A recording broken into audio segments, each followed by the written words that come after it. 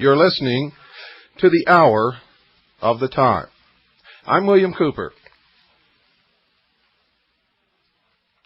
Tonight, we're going to be talking about the discoveries that we made on our recent trip. And how about that?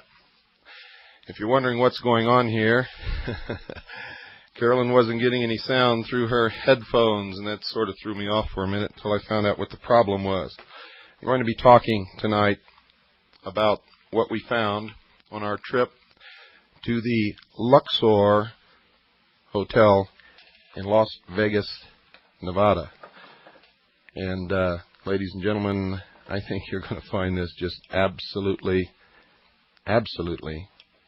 incredible. In fact, you may not believe what you're going to hear, because quite frankly, when I was standing there looking at it, I can tell you I did not believe what I saw. Driving across the desert of Nevada, approaching from the Boulder City highway, looming off in the distance is an incredible sight. If you did not absolutely know where you were at, you would tend to believe that you were delirious and had somehow been transported to the desert of Egypt. Rising up above the city of Las Vegas is a black, reflecting, huge pyramid, easily as big as the Great Pyramid of Cheops in Egypt. On the top of this pyramid is a crystal capstone, or what appears or looks like crystal capstone, reflecting the sunlight in every direction.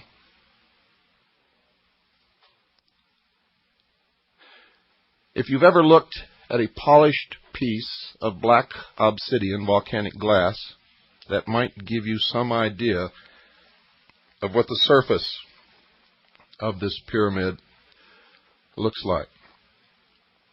As you travel closer along the highway, you begin to see looming up in front of the pyramid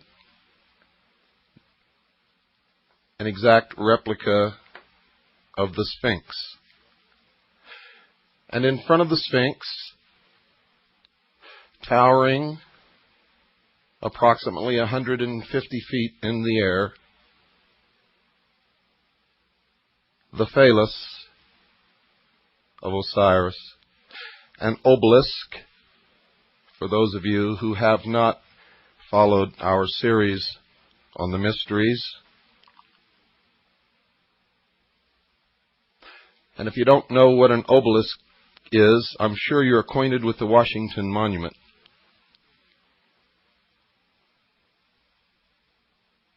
This sight is absolutely awe-inspiring. The sheer size of this structure is overwhelming.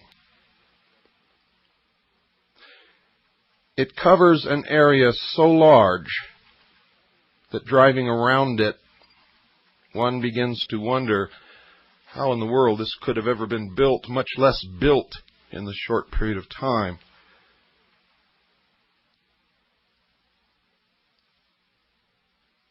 That it was, in fact, assembled. During the time that the Luxor Hotel was under construction, a huge fence surrounded the area. They had armed guards on patrol. No one was allowed to watch the construction or see what was going on, except that part which loomed above the fence. No visitors were allowed to watch the construction, and no press was given access.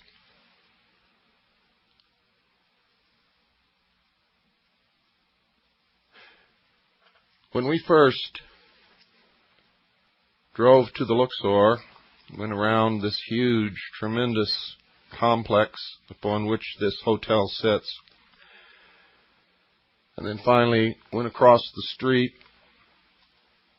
parked the car, put our press passes on the front of our garments, got out with our video cameras. I looked directly across the street and was confronted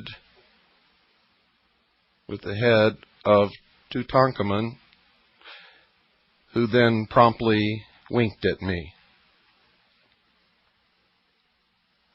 Everything about this ninth wonder of the world, for it truly is, I can assure you, leaves one with a sense of awe, a sense of disbelief, overwhelming beauty. It is, in fact, beautiful beyond description. What I'm trying to do here is convey to you what I saw, and there are not words enough to do it. Now, if you've listened to our series on Mystery Babylon, you know that the Egyptian pyramids were never tombs. They were not burial places or crypts for the bodies of kings or queens or anyone else. They were temples, great temples of the mystery religion, and they functioned for the purpose of initiation. I can assure you that the Luxor Hotel in Las Vegas is a temple of initiation for the masses, the millions upon millions of people who visit that city each year. Probably billions. Not just from America, but primarily from America, but also from around the world. For every single bit of symbolism connected with the mysteries is built into this hotel. Beginning with the obelisk, which represents the generative force,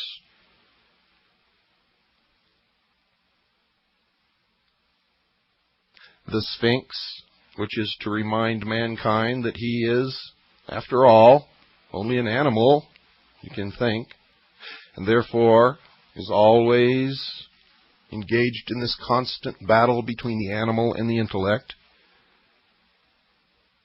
And then the great temple of initiation, the pyramid, this one with capstone intact, crystalline in nature, representing, as the sun reflects and glints off of every faceted side of it, representing the all-seeing eye.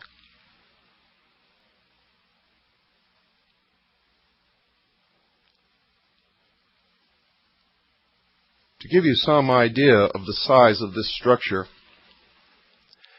inside the building on the ground floor, 9 Boeing 747s would fit comfortably with no crowding and no problem. 9 Boeing 747, and those are the huge passenger jets. 9. Inside the building there is an obelisk which begins at the lowest floor, which is below the ground floor actually. Begins on the lowest floor, comes up through the casino,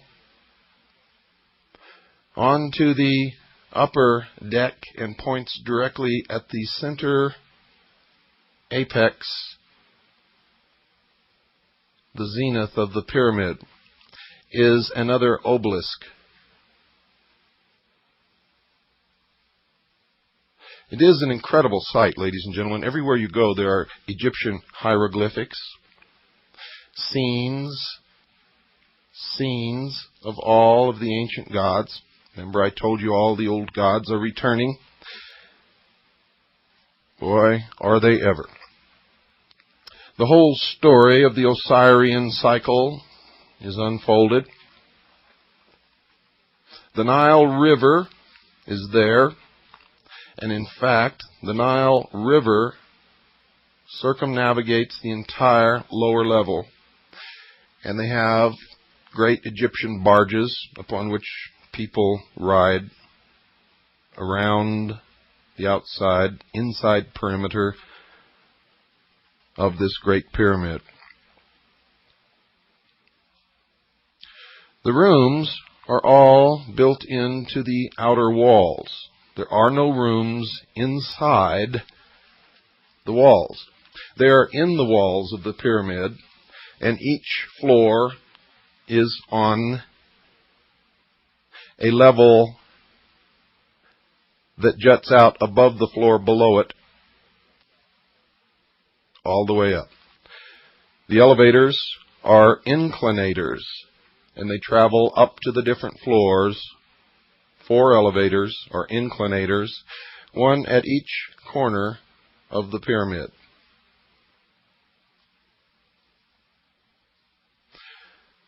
The space inside this building is awesome. It's overwhelming.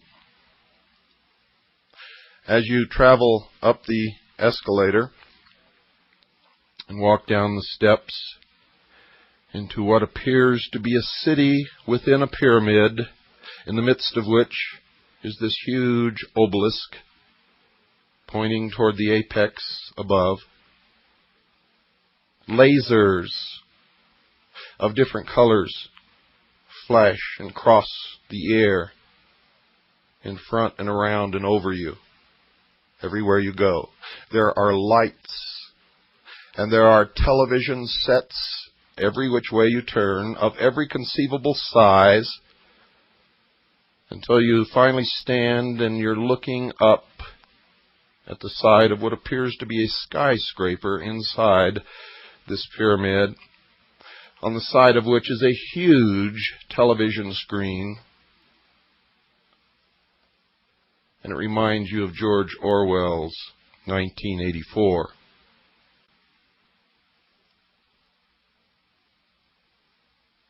That immediately comes to mind. For everywhere you look, there are eyes and television sets, just as what was described in 1984, or in Huxley's Brave New World.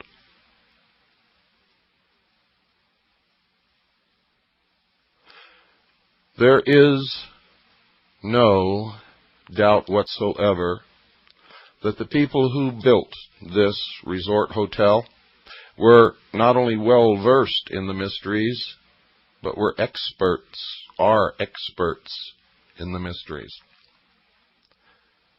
They understood everything. There is a 3-chapter episode consisting of 3 different rides or experiences, whatever you want to call it, called The Search for the Obelisk. And everywhere there are screens giving you little previews of these 3 different episodes or chapters. You need 3 different places to go to experience this over a period of time.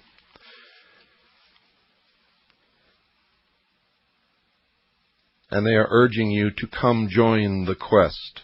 If you read my book, and if you've paid attention during the Mystery Series broadcasts of the Hour of the Time, you know that at the heart and soul of all of what's happening in the world is the order of the quest. Benjamin Franklin talked about the order of the quest. He, in all actuality, was a member of the Order of the Quest. He was also a Freemason. He was also the Grand Master of the Lodge of 9 Muses. Thomas Jefferson was a member of this Order of the Quest, as was George Washington, and just about every one of our forefathers. Come join the quest. It's all about the discovery, 12,000 feet below the desert, of an ancient ruin, of an ancient civilization, where they find levitating craft. Does that sound familiar? Any connection here with UFOs?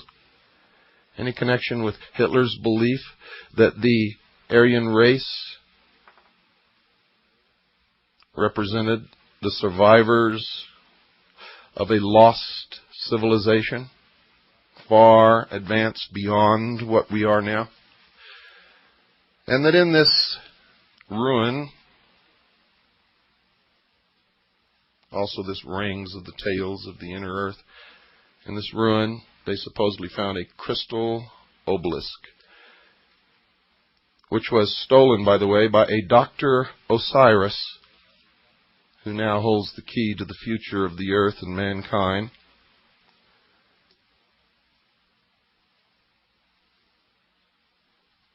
And everywhere you look are these plaques or emblems of the enlightened Society for Global Transformation. The Enlightened Society for Global Transformation. You can stop and get a burger and a Coke or a beer, or whatever you want, in fact, at the Millennium Cafe.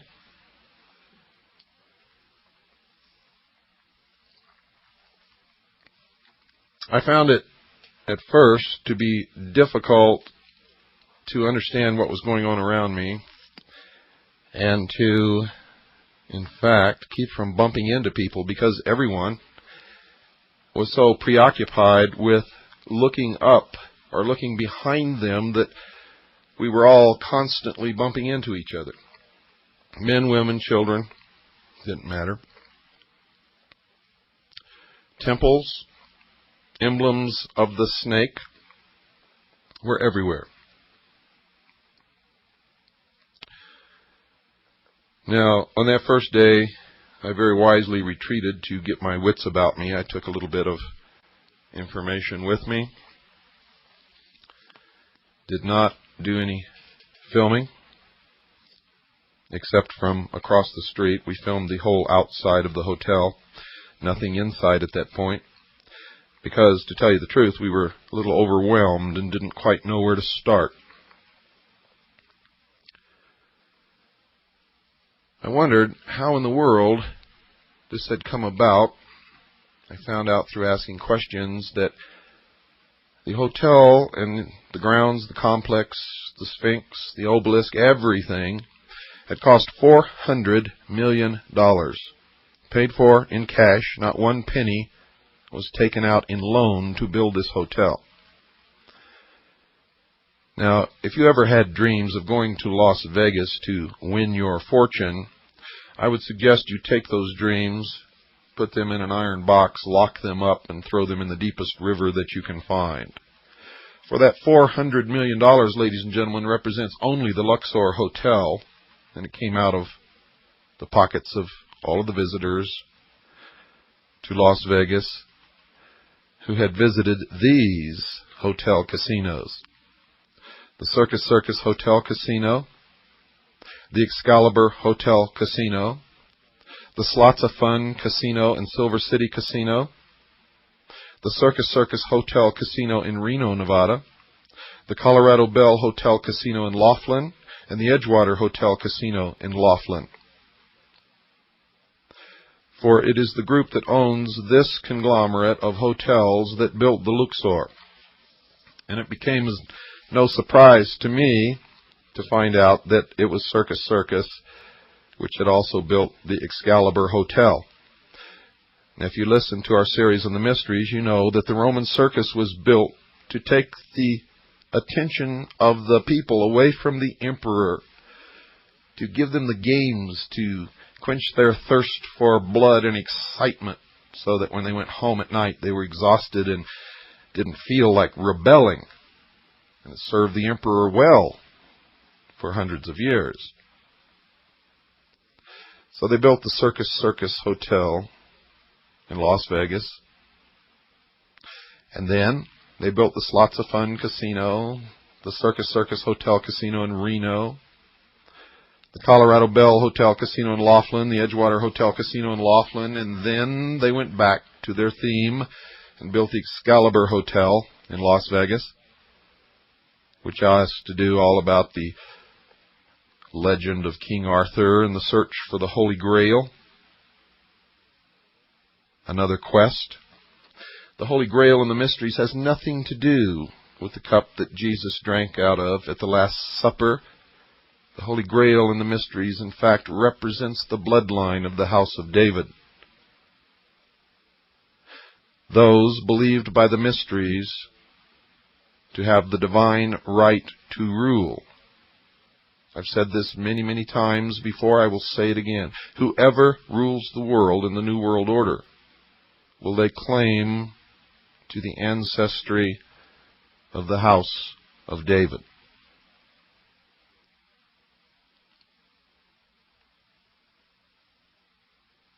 And then the Luxor, the ultimate temple of initiation that has ever been built throughout history. The shows that you go to in this hotel are beyond description, and you'll have to wait until you can get a chance to visit the Luxor, and I advise you all to do it. You will see verification in front of you everywhere you turn of everything that I've ever told you on this broadcast about the mystery religion of Babylon. It's all there. Nothing has been left out. As you go from show to show, you are indoctrinated slowly into the mysteries. You are told that if mankind does not change now, that the future will be bleak, if not non-existent, for mankind upon this earth. Everywhere you hear the phrase repeated, "Now is the time, now is the time, now is the time." The same phrase that kicked off the French Revolution and the Bolshevik Revolution is now being heard in America.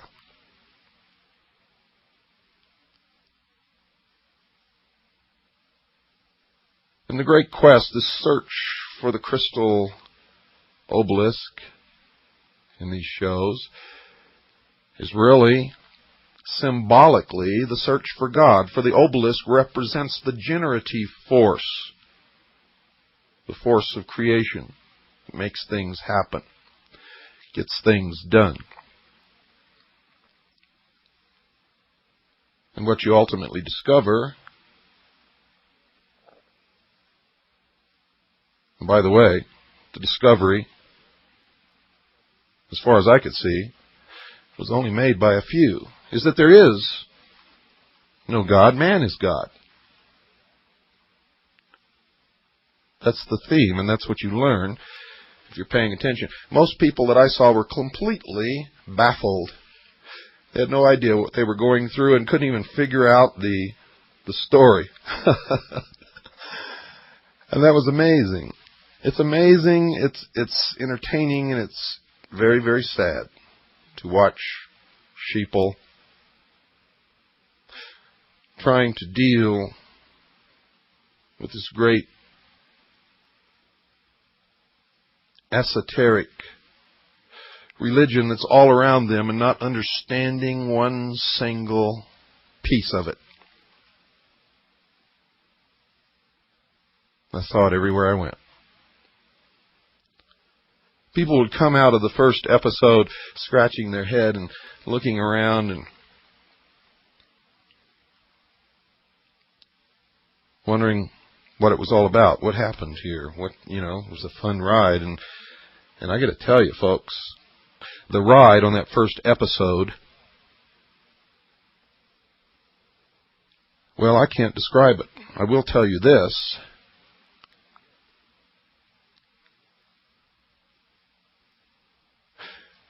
You've never been on a ride like it in your life. I can guarantee you that. It is virtual reality. And by the way, they have a virtual land there where you can pilot an F-14 Tomcat if you want. And I mean, when it goes up, you go up. If you do a flip, if it does a flip, you do a flip. And you're in that cockpit. And you take off, and you land, or you crash, or you go straight up until you stall and fall back down to the earth. This is an incredible place. Now, when I did the episode explaining the meaning of the movie 2001, and that's why I used that music again on this program to remind you all of that.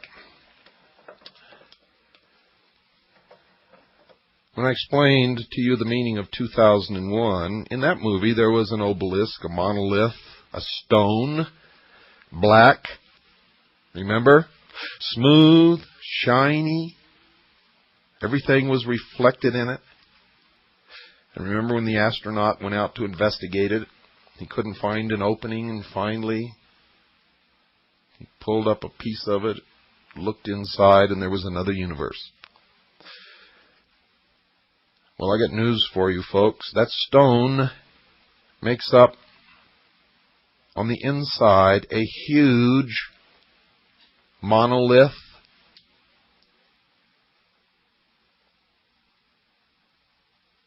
Just like in the movie 2001, perfectly polished, as black could ever possibly be in your wildest, darkest nightmares. And it reflects everything that goes on. All of the lights and the laser beams that are flashing through the air are all reflected in this shiny, polished, smooth black stone.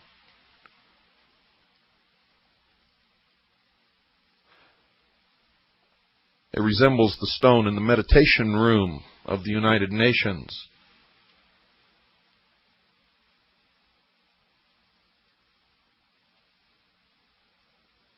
You really must go and see this, folks. It is a necessity for your education. If you can't go, we filmed it all. It's probably some of the most wonderful, beautiful, fantastic footage that I've ever taken. And we're in the process of assembling a video which you will be able to obtain from us, and I'll tell you how to do that later in the program.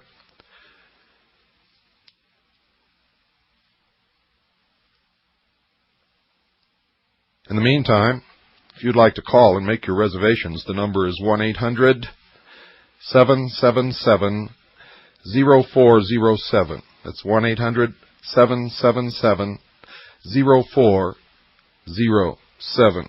Don't go away. I'll be right back.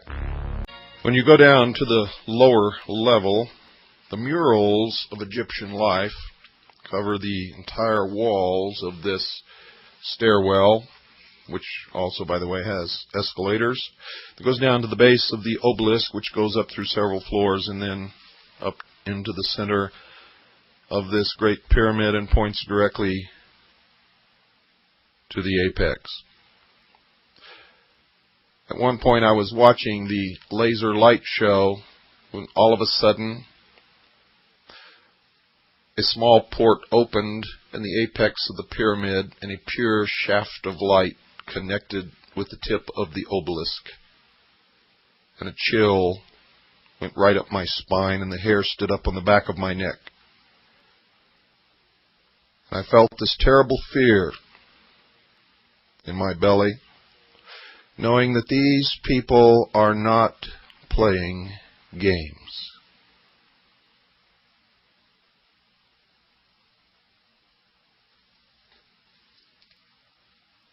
I was even more taken aback when all those standing around who had witnessed this laughed and giggled and pointed and thought this was just another wonderful part of the entertainment,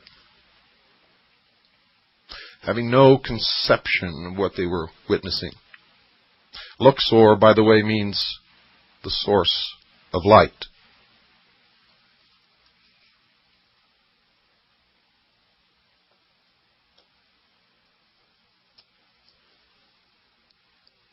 When I went down into the very lowest level, there is a shop there called The Source, with all kinds of Egyptian paraphernalia, books on the translation of the different hieroglyphics and papyrus that have been found throughout Egypt, on the monuments, in the tombs, on the pyramids.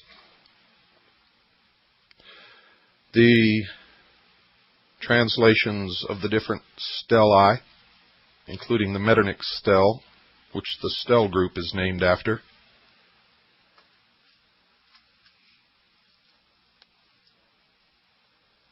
Next to that is a museum. There's a complete reproduction of Tutankhamun's tomb. Then I began to see these photographs of dancing girls and men in chariots, and these were photographs. These were not paintings or prints. These were photographs. And then I saw double doors above which the words theater was displayed. Again, pinned on my press pass, went through those doors, and down in the bowels of this huge, gigantic pyramid was a recreation of the Roman circus. And at night they have huge pageants. The one that's advertised is called the Winds of the Gods. The Winds of the Gods. And at one point, the wall of this huge, tremendous circus, in which you could place a football field, opens up, and they create the Nile River running through this auditorium.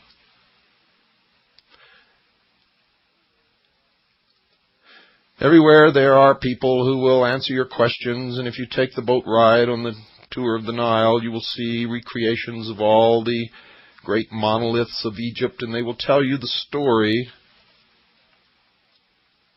of the Osirian cycle,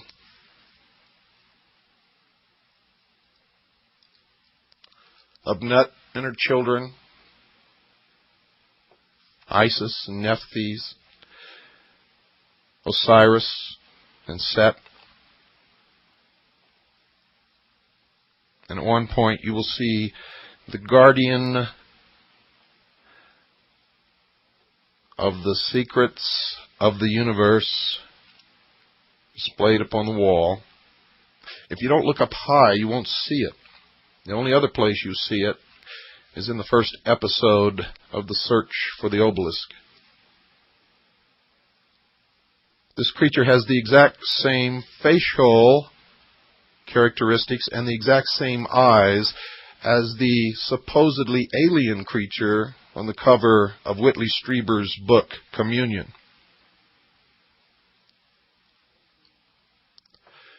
I told you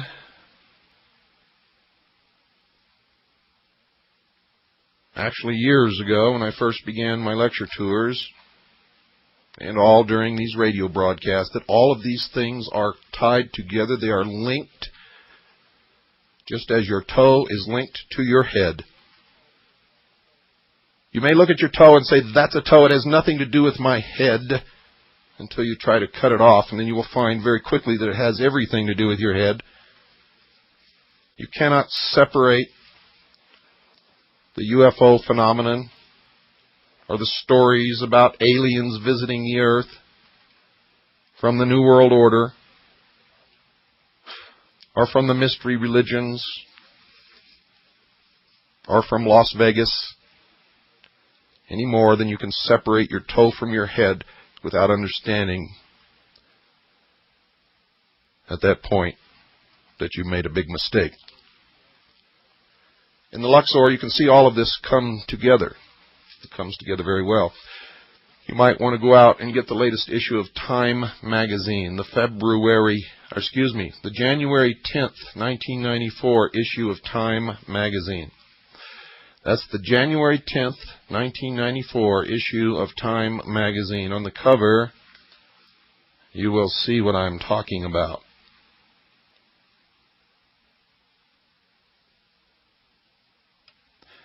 Now, one of the things that I noticed inside the Luxor Hotel is that this could be the city of the future.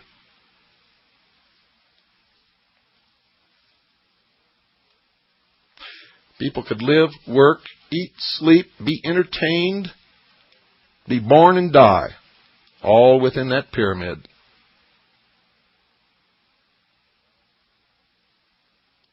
All within that pyramid.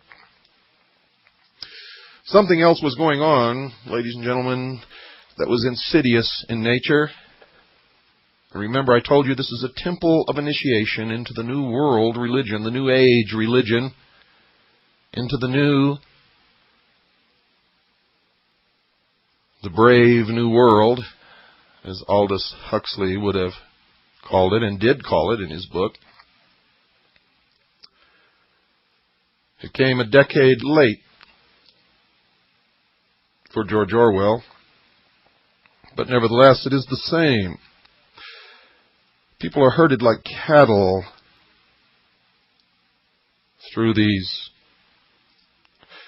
things that they pay to see. They're treated like stupid sheeple. And something else occurs that was so significant, I looked around me and could not believe that no one there but me understood what was happening.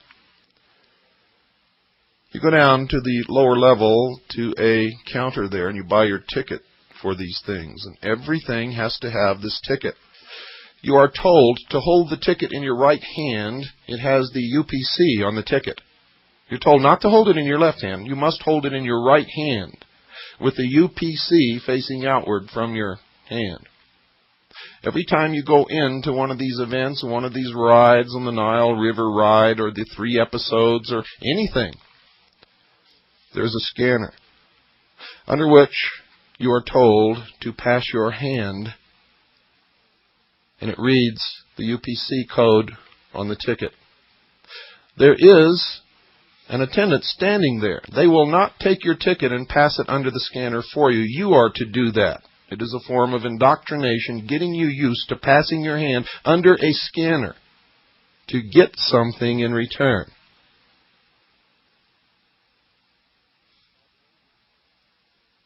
It is a Pavlovian conditioning. You do it enough, you think nothing of it. And eventually that ticket will disappear, and whatever is being scanned will be in your hand. You see, even when you have trouble and you're not holding the ticket right, they tell you to pass it again, do it again, do it again, do it again, try it again. Only when it becomes obvious that people behind are getting very upset with you holding up the line will the attendant take the ticket and pass it under the scanner for you. For this is a form of conditioning, and you cannot be conditioned if they do it for you. Everything in the Luxor Hotel is an indication of what is to come. Everything.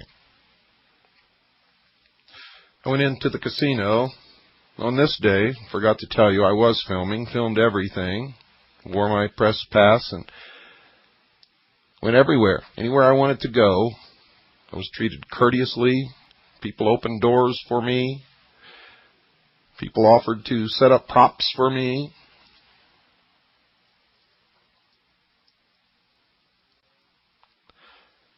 In the casino, around the center where the obelisk goes up through the ceiling, there are all the reproductions of the beautiful golden mummy cases and the masks, the death masks. I turned around and saw 2 obelisks on each side of a small stairway and a jackal. And then the door in front, which looked like a tomb, was actually an elevator that goes up 1 floor into the Isis restaurant. So I went up there. It was too dark to videotape up there, but I took still pictures, and they will be in the videotape. We will videotape the still pictures. It is one of the most beautiful foyers that I've ever seen, with ancient Egyptian art, pieces of jewelry in glass cases. On each side of the entryway into the actual restaurant are these huge stone reproductions of Egyptian gods. There are brass, they look like gold, and they may be gold-leafed, snake heads on the ends of all the furniture, cobra.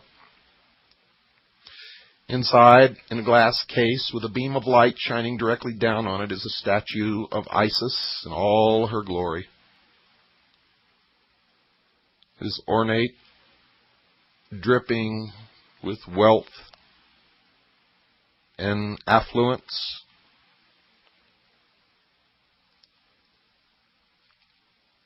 Everything, dear listeners, is designed to take you out of yourself and, surrounded by all of this symbolism, indoctrinate you into the New World Order. And you're so astounded and awed by the beauty of all of this that you fail to see the methods of control and the terrible religion and the God that you will be asked to bow to.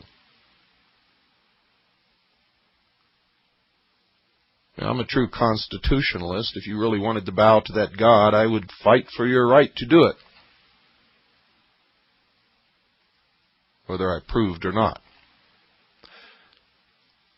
For I came to understand many years ago that if I deny you the right to practice your religion, you could also deny me the right to practice mine.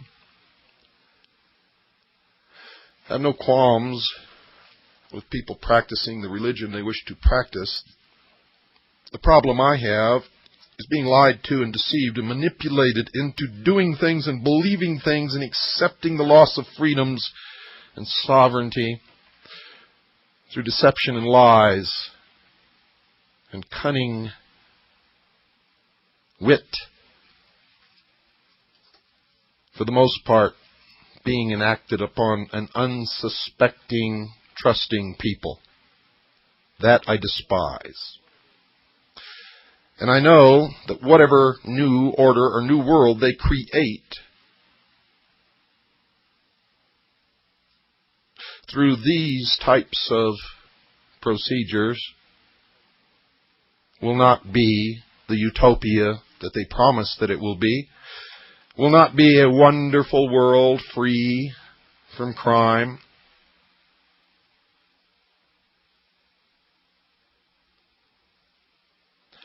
No, ladies and gentlemen, it will just be another mountain of lies built upon the last mountain of lies. And someday, somewhere, someone is going to expose the original lie upon which all of this was built, and the whole structure will come tumbling down. I hope that the hour of the time is functioning in some way toward that end. Only you know the answer to that.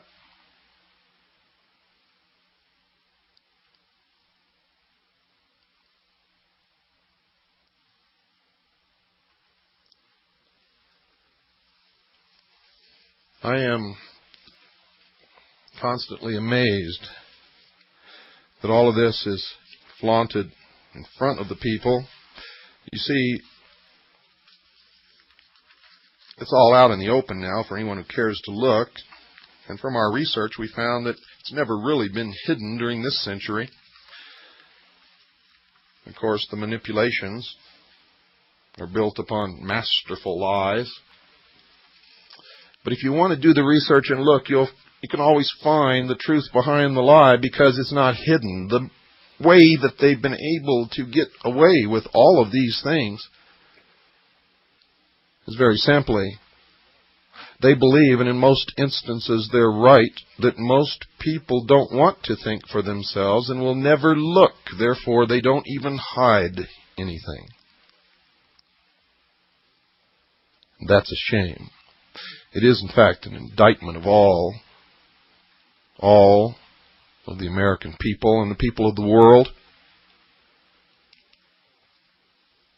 It's always been my hope to be able to wake the sheeple so that they become real people whom we can then empower to save the penultimate achievement of all of mankind, and that is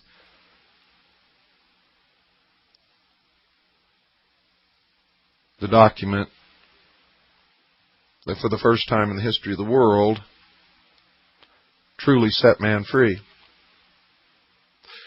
Gave him the greatest opportunity and created the greatest civilization, the greatest nation that's ever existed upon the face of this earth. And now everyone is willing to flush it down the toilet, literally, and step back into slavery. Why? At night, the Luxor lives up to its name and is truly the source of light. As darkness falls, and they turn on the mechanism at the apex of the pyramid, the brightest light I have ever seen in my life, or that anyone on this earth has ever seen besides the sun, shines up through the center of the crystalline capstone, and a pure white beam of light, a shaft of light, reaches up into space, and it is one of only two natural man-made structures that can be seen from space. One is the Great Wall of China, and the other is the Luxor Light. On a clear night, with a dust-free atmosphere, the light can be seen as far away as Los Angeles and Phoenix, Arizona. It is truly awe-inspiring. Photographs of it are awe-inspiring. Never mind being there in person, just looking at a photograph of it will take your breath away as you realize that the light is so strong that on a clear night in clear air with no dust and no smog and no smoke, you can still see the beam of light as if it's a column, a translucent column reaching far out into space.